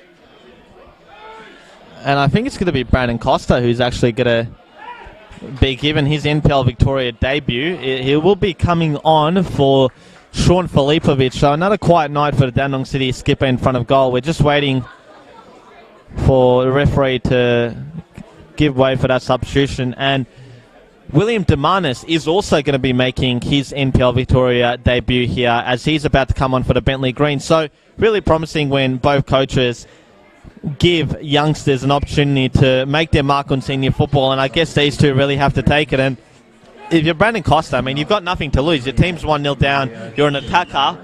If you want to put your name in the selection mix week in, week out, it's a good way to start if he can actually get a goal. As we see Demanis come on here for the injured Greens player, who still yet to see who it actually was. We'll have to do a process of elimination here. So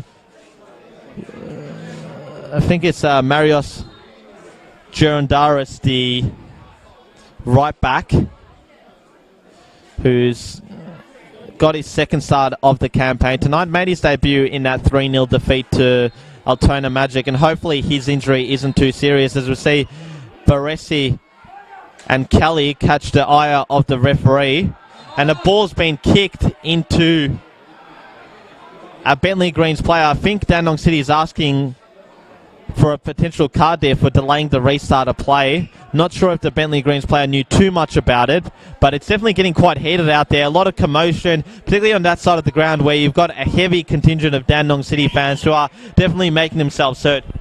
Yeah, definitely. I mean, you can definitely see that the tension is rising and has been rising as this game's gone on here as Ryan Scott picks this ball up. But you can definitely sense the tension. You can definitely sense that Dandenong City are really giving it all they can to try and get themselves back into this game. And really, I think the Bentleigh Greens are really just trying to ride out this 1-0 result.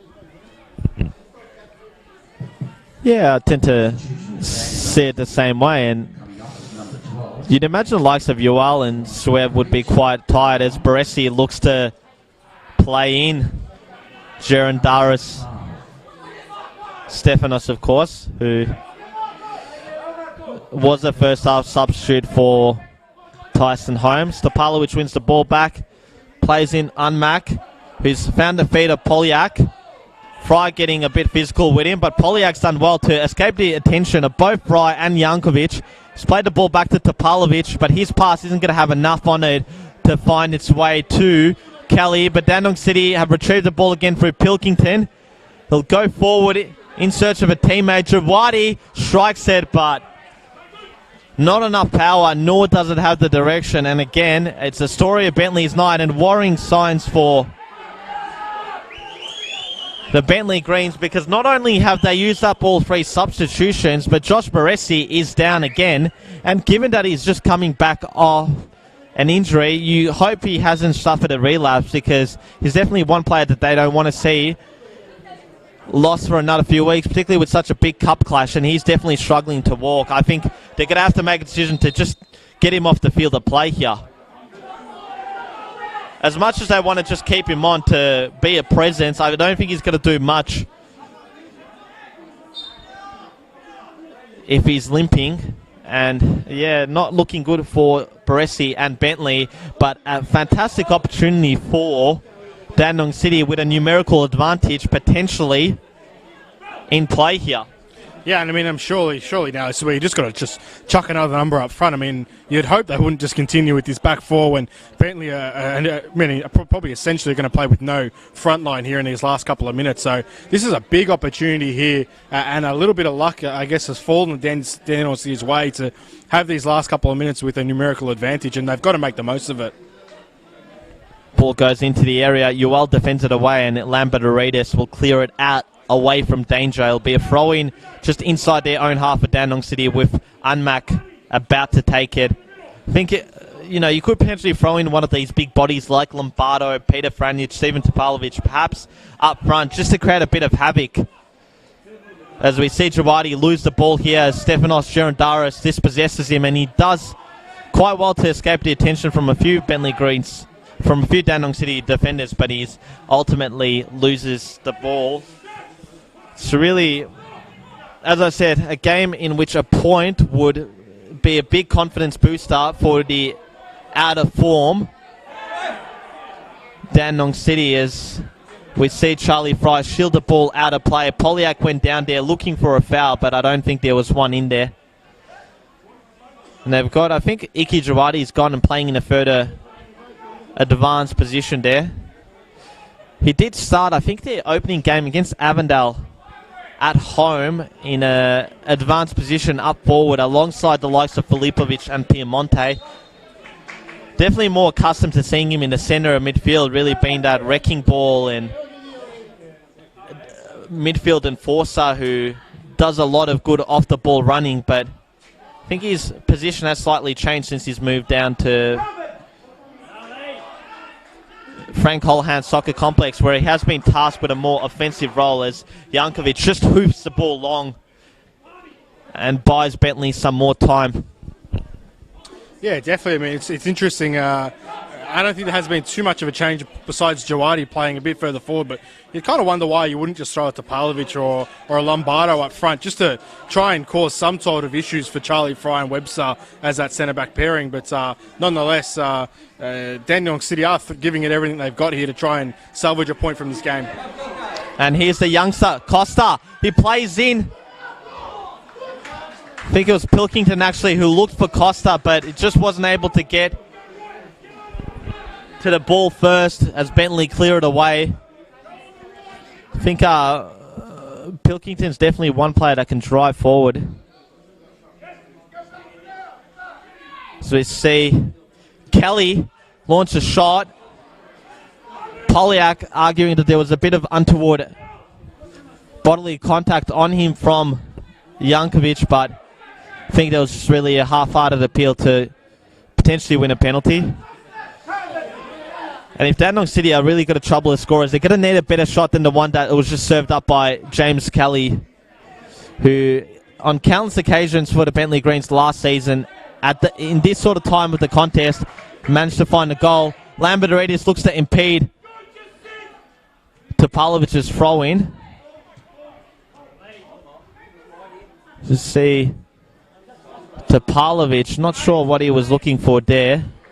They'll buy the Greens even more time.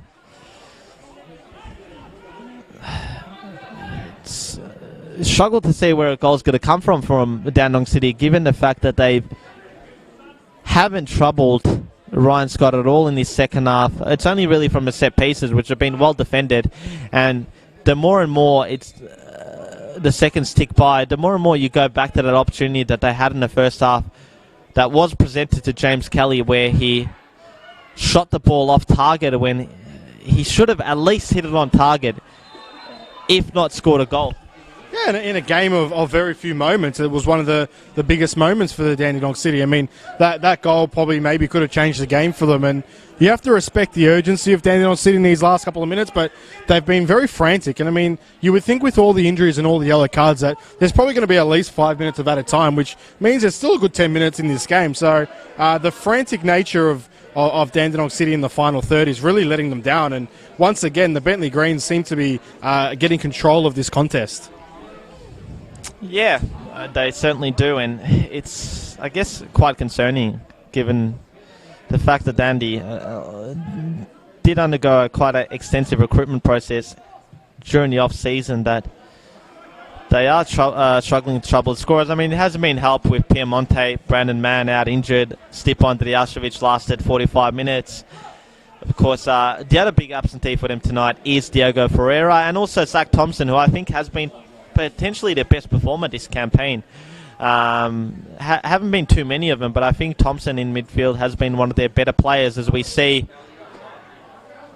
a ball attempted to be played to Kelly, who did appear to be straight up in an offside position, so I don't think even if it found the target that it wouldn't have amounted to much. As we hear Ante Moric telling Kelly to demand the ball. If we're looking for an equaliser, you'd imagine Kelly and Polyak are your best avenues on goal. Although McCormick's another option from midfield that can strike it, as we see Costa clumsily bundle Charlie Fry to the ground. A really lazy free kick to give away, because it buys the Bentleigh Greens more times and you see your team lose possession. Yeah, definitely. And again, it's decisions like that and silly things like that just let you down, really. I mean, why would you commit a foul when you're chasing the game and allow Bentleigh to just waste more time? But in saying that, back to your point about Zach Thompson being one of their better performers, he's also one player that has quite a high pedigree. I mean, played in the championship for Leeds United. It's no schmucks league, the championship. It's one of the top leagues in Europe in terms of competition, in terms of level. So he's definitely got quite a high pedigree, and he's definitely a good signing for the Dandenong City. One of, I mean, they've made some good signings, but I just think they haven't been able to make things click this season. Must admit, I was not aware of the fact that he actually commenced his career at Leeds United. Of course, spent 4 years with Leeds, where he got 8 appearances in the championship. So it's definitely a player who's had an unusual career path to find his way here, but I think he's definitely been a quality addition to the Dandenong City ranks, alongside Polyak, probably their two best signings. But it's in these moments that you've got to really step up and make the most of it. And I think if you're Dandenong City, you're definitely looking at Polyak and Kelly to get you something out of this game. As Lombardo launches the ball long, looks like Webster's asking for Scott to come forward. It wasn't to be, and he'll just have to clear the ball up. Kelly now on the ball. He has McCormick near.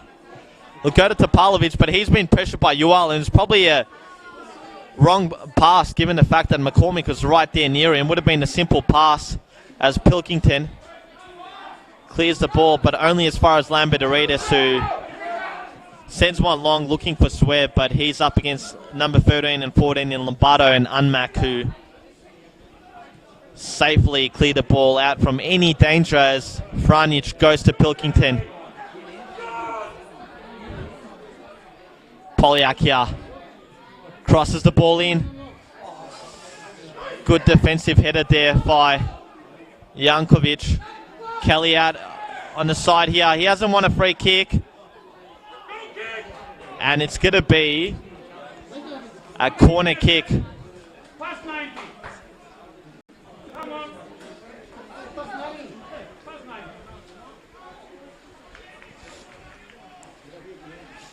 They see the clock tick towards the 90th minute mark here. So only in a few moments we'll find out how much out of time has been added on, but a big set piece opportunity for Dandenong City to get something out of this one.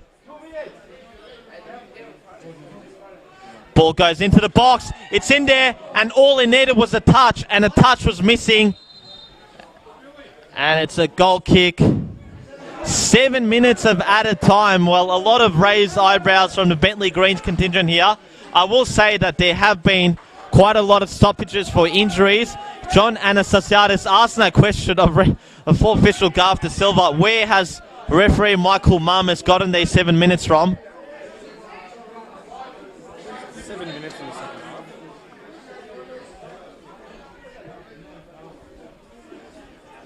There were a few stoppages. Whether it amounted to 7 minutes is questionable, but I'm sure it will definitely raise the ire of Bentleigh if they were to concede quite late on. But if you're Dandenong City, I mean, that sort of thing has to lift you up. I mean, you've got 7 more minutes to get a goal. Not only are you going to only have one more opportunity, you should have multiple opportunities in that 7 minute period to actually get something out of the game. Now, around the ground score, full time in the A-League, Melbourne Victory have progressed into the semi-finals after a 3-1 triumph in tonight's other NPL games. Scores remain the same. Pascaval Dandenong Thunder still at 0-0 in the 86th minute. 82nd minute between Heidelberg and Port Melbourne. It's 1-0 to the Burgers, and Green Gully still have a 1-0 lead in the 68th minute against Hume City. So it's been a low-scoring night in NPL Victoria action with really, 5 goals between 5 games so far. Hopefully we'll see a few more before the end of the 90. Cross those fixtures as Kelly plays the ball into the box. But again, no one was there for Dandenong City. And if you're going to get something out of this game, you need a player in that danger position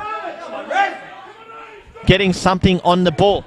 Yeah, definitely. I think it's no surprise really now where Dandenong City's problems lie. I mean, they've shown tonight that they can shore up their defensive issues, but it's very clear that they just lack goals in their front line. And although Polyak looks dangerous, he seems to lack final product. And although other players, like Kelly, also look like they can create dangerous opportunities, there's just no one there that's scoring goals for them. And look, they're going to have to find it. Someone's going to have to step up until the mid-season window comes. But there seems to be a bit of an incident here, and someone's got into the book.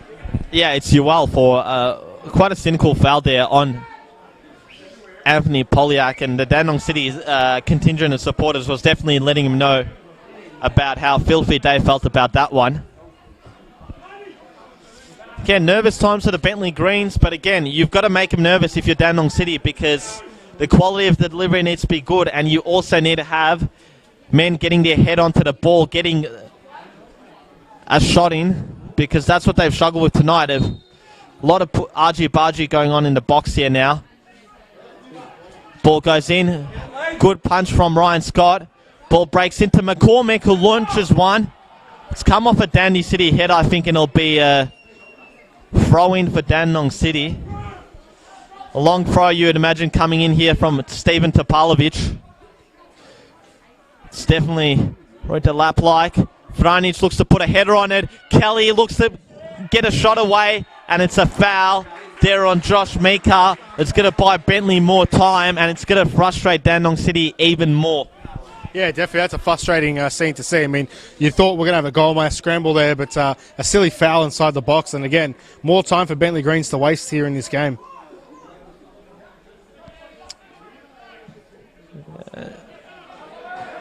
As we see, Ryan Scott's goal kick goes out for a Dandenong City throw-in. So the Greens have pretty much conceded possession there to the visitors, as we see the referee warn Unmac about gaining illegitimate ground with that throw-in. Kelly on the ball here. Plays in Unmac. Back to Lombardo. They need to get the ball forward here. Vranic, McCormick. He's put in a good shift tonight in the centre of Dandenong City's midfield, been one of their better performers. Lombardo to Jawadi. Back to Lombardo. Back to Topalovic. Back to McCormick. The ball's going backwards. Dandenong City need it going forwards if they are to get something out of this game tonight. Pilkington. Back again to Vranic. Sideways to Lombardo. Lombardo's floater will just be headed away convincingly by Webster, who is having a picnic with those tonight. Jawadi to Unmac. Needs a good delivery. Goes to Kelly. Kelly. Blocked away by Jankovic. Topalovic. McCormick. Polyak with the ball here. Polyak shoots.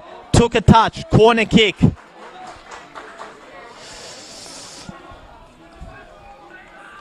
We're into the 6th minute here of 7 minutes at a time. Only 2 more minutes remaining here for Dandenong City to get something out of this game. Be Pilkington with the corner, is it?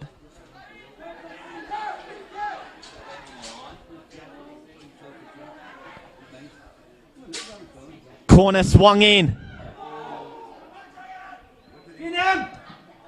Pilkington looks to get it back in. Jawadi. No foul there. Unmac into Polyak.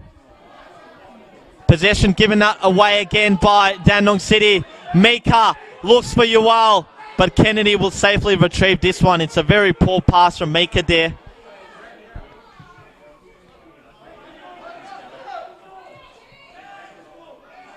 Gerondaros up against McCormick.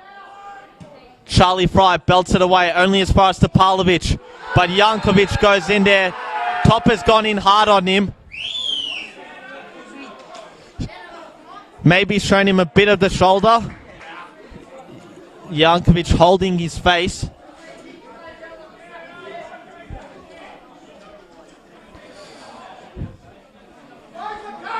It's just epitomises Dandenong City's frustrations tonight. Matt, you've taken a look at the replay. What are your thoughts on that one? Yeah, I think Topalovic is very, very lucky to escape sanction there. I mean, it was a very late challenge. He definitely gave him the hip and the shoulder at the same time. So, but again, it's just another foul that Dandenong City commit, and it's more time on the clock that ticks up, and it means less time as now Jordanos has come off here seeking treatment.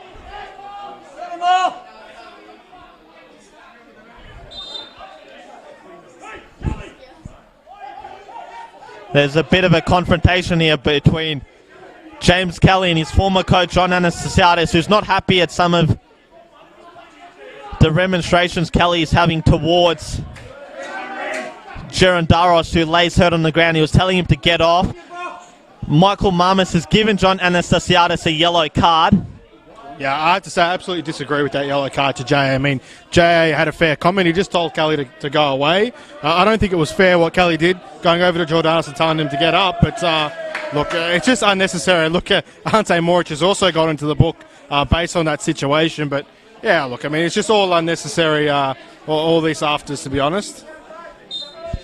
Yeah, it's definitely getting very heated close to the end of the this game. And the thing is, for Dandenong City, I mean, you just wasted more time essentially by giving away that free kick, and you've given Bentleigh the opportunity to waste that time, as we see a goal kick here present Dandenong City the opportunity to launch the ball further forward. Kennedy's goal kick. Jankovic heads it away only as far as Topalovic. Lambertarides.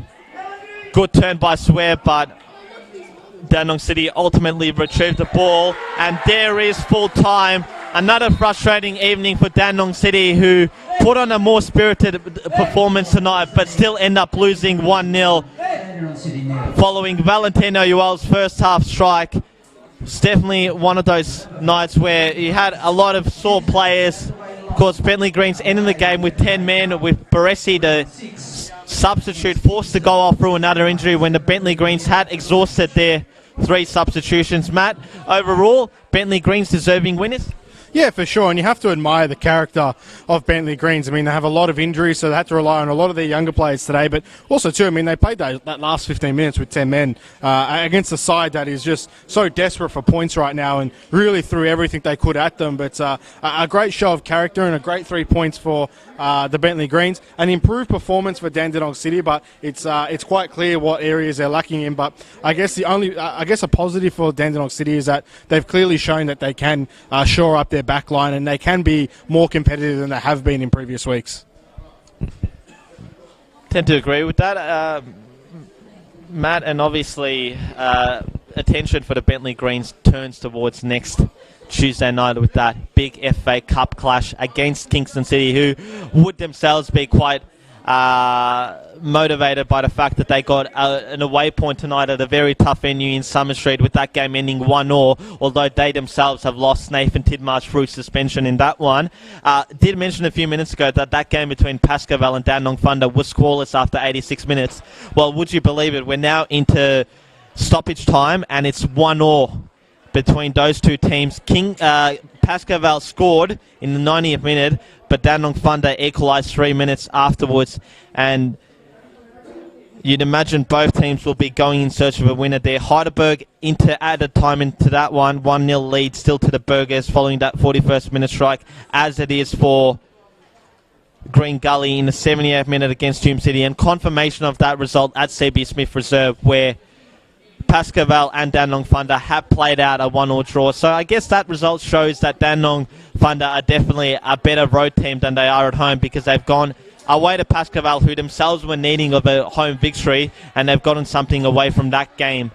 I'm sure you'll find out about the scorers in due course, but that's all from me and Matt Sultana. Thank you for joining us tonight in this NPL Victoria Round 11 game between these two teams. As you see a Bentleigh Greens player walking off on crutches. I think that's Baresi, who it appears to be. So not a healthy look for the Bentleigh Greens, given the fact that they've lost both Baresi and Holmes and Marios Gerondaris through injury tonight. Definitely the walking wounded at Kingston Heath Soccer Complex tonight. But from me and Matt Sultana, thank you for listening in to tonight's game, and we'll see you shortly. Thanks.